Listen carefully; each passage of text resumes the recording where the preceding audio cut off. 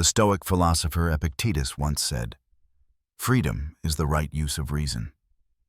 Freedom does not come when we have everything, but when the mind knows how to let go of what it cannot control. Yet, in modern life, we lose that freedom every day when we try to please others, when we fear being misunderstood, when we strain ourselves to make everything go exactly as we want. We are not tied down by physical chains, but by invisible threads of our own making, expectations, fears, and the desire for control. We still think that peace is a reward for those who are more persistent, stronger, and who try harder. But the truth is, peace only appears when we stop trying to control things that were never ours to control. Every time we pause, every time we stop forcing life to bend to our will, the mind gradually becomes calmer, clearer, and freer. If you are looking for the path back to yourself, please stay with us until the end of the video, because perhaps what you are seeking is not in grasping more, but in daring to let go of less. Let's begin by learning how to understand and accept ourselves. Number 1, the need to be understood. Perhaps deep down, every one of us shares the same desire: to be understood.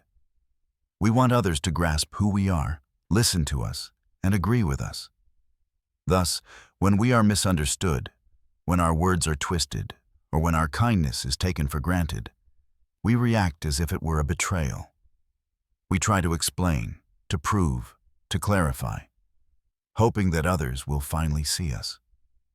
The truth is, not everyone is deep enough to understand us, just as we cannot fully understand everyone else.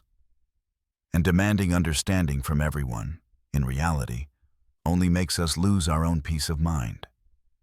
Marcus Aurelius once wrote in Meditations, "Another person can do no wrong to you, but they can make your response wrong." We cannot control how others see us, but we can choose our reaction, choose silence instead of explanation, choose to walk away instead of arguing, choose composure instead of being pulled into the emotional spiral.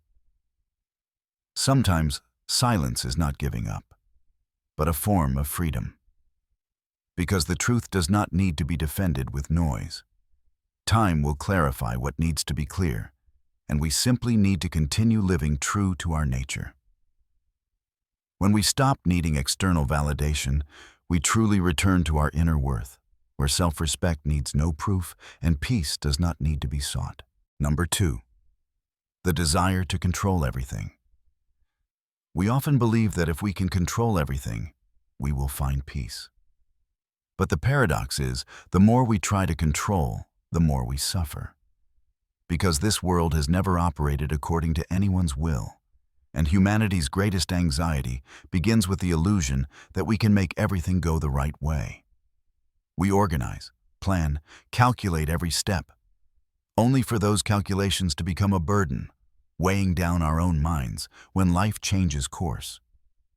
In reality, life doesn't need us to control it, but rather needs us to learn how to trust. The Stoics saw this early on. Epictetus once spoke about the boundary of freedom.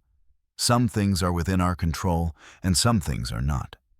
Only by distinguishing between these two can we stop subjecting ourselves to misery. We can control our actions, thoughts, and reactions. But we cannot control the emotions of others, the outcome of our actions, or the direction of life's wind. Trying to do so only exhausts us, like someone swimming against a strong current. The person who knows how to live in accordance with nature is not weak, but wise. They don't need to control everything to feel safe. They are safe precisely because they know what to let go of and when to release their grip. Peace does not come when we possess everything, but when we are brave enough to trust that everything will come and go in its own time. Number 3, the habit of overthinking. There are nights when we lie still in the dark, the quiet outside so profound we can hear our own heartbeat. But inside our heads, it's as loud as a storm. From old issues to new concerns, from worry about tomorrow to regret about yesterday. The mind is like a cramped room full of voices that refuse to stop. We believe that if we just think a little more, we will understand better, find a solution, and feel relieved. But the harder we try to understand, the more we are submerged in what we create ourselves. Constant thinking is not a sign of intelligence, but a symptom of a fearful mind. The Stoics knew this well. They knew that suffering does not come from events, but from how we interpret them. Marcus Aurelius once reminded himself, "The mind can make small things large, or large things small, depending on how we look at them." And that is why often we don't truly suffer because of what is happening, but because of how we think about it. We relive the same memory 100 times, imagine dozens of non-existent scenarios, and tire ourselves out. Overthinking is our way of trying to control life with our intellect. We believe that if we understand deeply enough, we will be safer. But the reality is the opposite. We are just trading the peace of the present for scenarios that don't exist. The only way out of that maze is not to try and stop thinking, but to learn how to stand outside of those thoughts. Let the mind move freely, like clouds drifting across the sky.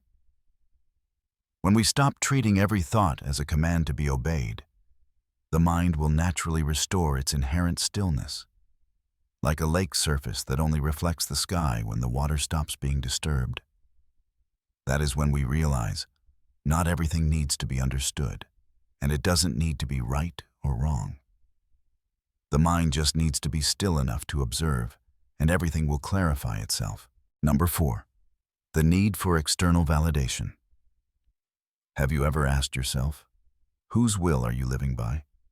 We try so hard, achieve so much, yet somehow still feel empty. It's not because we are not good enough, but because we are living under the gaze of others. We want to be praised, validated, and loved. And in the journey to find those things, we lose connection with ourselves. Since childhood, we are accustomed to living to please others, getting high grades to be praised, being obedient to be loved, and achieving success to feel proud.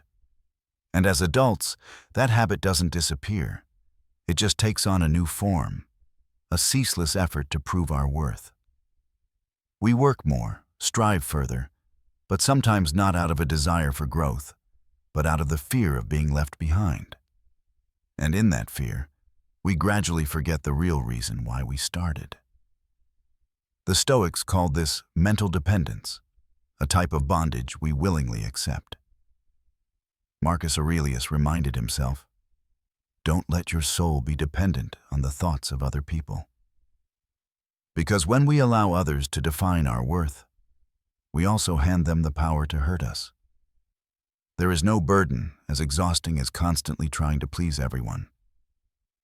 And there is no greater liberation than the moment we dare to live true to ourselves. The moment we stop seeking external validation is the moment we truly begin to see ourselves. Because when we stop needing confirmation, we gain the composure to live by what we believe is right. Praise might bring fleeting joy, but it eventually fades. But self-respect, quiet yet steady, is what nourishes us long-term. True peace is not when the world agrees with us, but when we no longer need that agreement to feel whole. Number 5, regret of the past. There are times when, although living in the present, our minds drift back to the days gone by. A happy moment, a loved one, a missed opportunity, all reappear like old film reels. We ask ourselves, if only I had done things differently, would everything be better? And then, even as time flows, we remain standing in that memory landscape where joy and regret intertwine. It's hard to admit that sometimes we don't hold on to the past just out of love, but because we haven't learned to let go. We fear that if we stop thinking about it, we will forget a part of our lives. But the truth is, the past doesn't need to be tightly held to exist. It's already there, complete and intact, like a closed chapter. The problem is not the past returning, but that we keep calling its name every day. The Stoics understood this well. They do not deny the past, but they also do not let it consume their minds. Marcus Aurelius once wrote, "Be content with the present, and accept what is happening as if you had chosen it yourself. Because only when our mind is in the present are we truly free. And if our mind remains trapped in the past, the present will only be a temporary stop, never the destination." The past, like a once-loved item of clothing, has accompanied us through many seasons, many memories. But sometimes, that garment is no longer suitable. It no longer reflects the person we are today, nor does it make us feel as comfortable as before. And so, instead of trying to wear it again to cling to the old feeling, we need to learn to fold it, keep it as a beautiful memory, and then step out with a new outfit, lighter, more suitable, and a clearer reflection of the person we are now. Letting go of the past does not mean forgetting. It is when we know how to look back with gratitude instead of regret. It is when we understand that without what is past, we would not have today. The past does not need to be erased. It just needs to be put in the right place, behind us, not inside us. When we can smile at old memories instead of agonizing over them, we will realize the past is no longer a place to return to, but a stepping stone to move forward, calmer and more mature than ever. Number 6, the fear of change. People say they want to grow, they want to change, they want a better life. But when the opportunity arrives, the first thing they feel is not excitement. It is fear. Fear of taking the step, fear of leaving the familiar, fear of losing what they already possess. We cling to what is old, not necessarily because it is good, but because we are used to having it there. Change forces us to face a void, where no one guarantees that we will be okay. We are afraid to step onto a new path because there is no map, no guide. We would rather stay in a familiar deadlock than step into an uncertain possibility. But the irony is, by resisting change, we are also resisting life itself. Because life, by its very nature, is a continuous flow of change. The Stoics do not see change as an enemy. They see it as the nature of the universe.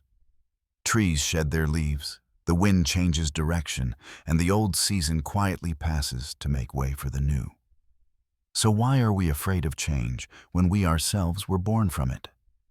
Change is rarely comfortable, but it is always honest. It takes away what no longer serves us to allow us to become ourselves. And if we dare to walk through the fear, we will realize the scariest thing is not change, but imprisoning ourselves in the old version of who we are. Look back at your life. How many times did you think a loss was the end, only to realize later that it opened a more beautiful new chapter? How many times were you afraid to begin, only to be grateful later that you didn't turn back? Life does not demand that we are always ready. It only requires us to be brave enough to change and embrace what is coming as a new beginning. Number 7, the need to win. Some conversations start with good intentions, but just one dissenting word is enough to change the atmosphere. Just a frown, one rebuttal, and the ego within each person immediately awakens. "We speak," the other replies, each wanting to defend their viewpoint, each believing they are right. But when the argument ends, all that remains is hurt, and we suddenly realize we might have won, but we lost something more precious than victory. We don't just want to convince others. We also want to prove that we are better than they are.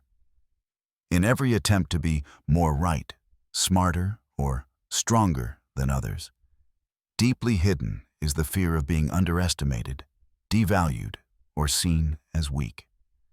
Competitiveness is not just in words. It is the habit of wanting to be superior to others, even just in thought. We don't realize that when we have to win against someone to feel worthy, we have become slaves to the ego, because reason cannot shine when the mind is clouded by the ego. Marcus Aurelius once reminded himself that the truth does not need anyone to protect it. It stands firm on its own merit. The Stoics understood that wanting to prove you are right is actually doubting the very thing you believe. Winning an argument does not mean understanding. Sometimes it is just a faster reaction. We can silence others, but we cannot make them understand us. Observe yourself when you want to rebut someone. In that moment, is it truly because you want to defend the truth, or just because you are afraid of being wrong? If it is fear of being wrong, stop, because silence sometimes is the highest expression of inner strength. Not everyone is worthy of us having to prove something, and not every truth needs to be won. The truly strong person does not need to overpower anyone. They understand that victory does not come from making others submit, but from mastering one's own emotions. Giving up competitiveness does not make us weaker. On the contrary, that is the true victory, when we overcome the selfish ego within ourselves. Number 8. The burden of expectations. There are days when we live as if running in a race with no finish line, always having to be faster, better, more, but never feeling like it's enough. We believe that if we just try a little harder, everything will be as we expect. But the harder we try, the more exhausted we become. We all carry expectations about love, work, people, and life itself. But when those expectations exceed the limits of reality, they turn into a burden. We are disappointed because others don't behave as we expect. We are angry at ourselves because we haven't achieved what we hoped for. We resent life for not following our plan, but life was never created to meet our will. And when we demand too much from the world, the first thing we lose is our inner peace. Marcus Aurelius once wrote, "Love the life you have, not the one you want it to be." The Stoics understood that happiness does not come from controlling circumstances, but from the ability to adjust our own reactions. Instead of asking, "Why is life always unfair to me?" if we think, "What can I learn from this?" the burden on our hearts will be cut in half. True freedom does not come when everything is perfect, but when we stop demanding that it be perfect.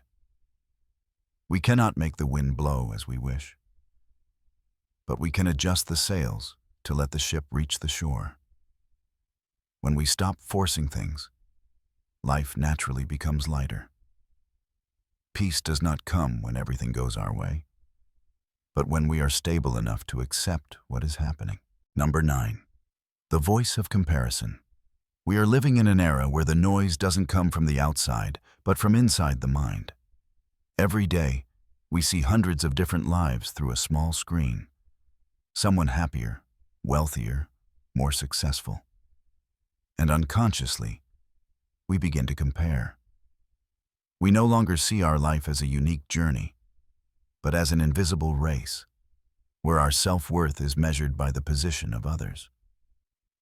The world has never been this noisy, not because of traffic or city life, but because of the incessant voices in our heads. Why do they have it and I don't? Am I not doing enough? When will I achieve what they have? We think we are striving, but in reality, we are trying to prove something. We no longer know what we want. We only know who we must become. The Stoics view comparison as a form of mental disorder, when we direct all our energy towards something beyond our control, because when we compare, we don't just lose joy. We also steal the peace within us. No one shares the same journey, the same circumstances, or the same lessons. And that is what makes every life unique. Life is not a leaderboard. It is a path. And each person has their own pace, their own breath, their own destination. Try to look back. How many times have we hurt ourselves just because of someone else's image, number, or achievement? But the moment we stop, we will see. All the things we envied are just an outer shell. No one is truly better than anyone else. They are simply walking on a different path with different challenges.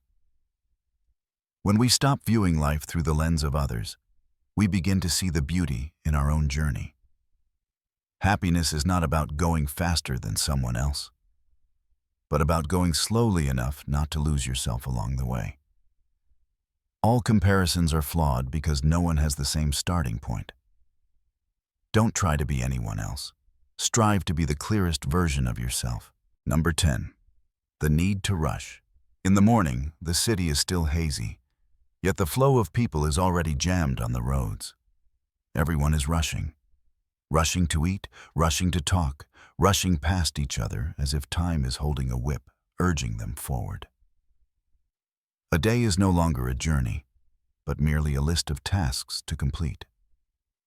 Even when sitting still, our minds are racing, thinking about what hasn't been done, worrying about what's coming next. We live as if slowing down is a mistake. In this era, speed has become the measure of worth. A successful person is someone who works faster, achieves more, and reaches the finish line sooner.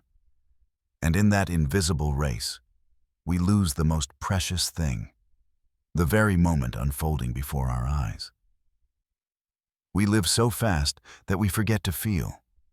Meals become just a routine, conversations become an obligation, and even love sometimes gets caught up in a tight schedule. We think we are moving forward, but in reality, we are just spinning in life's cycle. The more we run, the emptier we feel, as if leaving our soul behind. The Stoics once said, "There is no reason to rush if we don't know where we are going." The wise person is not hurried because they understand. What needs to come will arrive at the right time. Slowing down doesn't make us fall behind. It helps us see our direction clearly. Try to pause, just for a moment. Cars are still moving, people are still rushing, but inside you, a small space opens up. You begin to hear the birds, feel the breeze, and most importantly, hear your own heart. The world doesn't demand that we be faster. It only wants us to be truly present. Because life has never left anyone behind. It's only that we are so busy running that we fail to notice. Happiness has always been walking alongside us, just waiting for us to slow down enough to see it. Living slowly doesn't mean standing still, but walking with awareness. Because ultimately, happiness has never been about reaching the finish line sooner than others, but about the depth of every moment we are living. In the end, we realize life was never as heavy as we thought. It's only that we were holding on to too many unnecessary things. Every time we dare to let go of something, we don't lose, but we find an extra part of ourselves. The anxieties, expectations, and fears that once clouded the mind gradually fall away, leaving behind a person who is cleaner, clearer, and more authentic. Freedom, it turns out, is not about escaping all constraints, but about choosing what is worth keeping. Life will still test us, with lost days, people who hurt us, and dreams that have not yet taken shape. But now, we are different. We don't need to fight against life because we have learned how to walk with it. We don't need to always be right. We don't need to be better than anyone. We just need to live rightly and live fully. The Stoics believe that true freedom is not granted, but is forged day by day through every small choice. Every time we choose composure instead of hastiness, tolerance instead of judgment, proactiveness instead of resentment, we are rebuilding the most stable foundation, ourselves. If any part of this video resonated with you, please share your feelings below, because sometimes a small thought of yours can become an inspiration for someone else on this journey. Don't forget to like, share the video, and subscribe to the channel so you don't miss the next lessons. Remember, change doesn't start tomorrow. It starts in this very moment, with the decision to live true to your own values.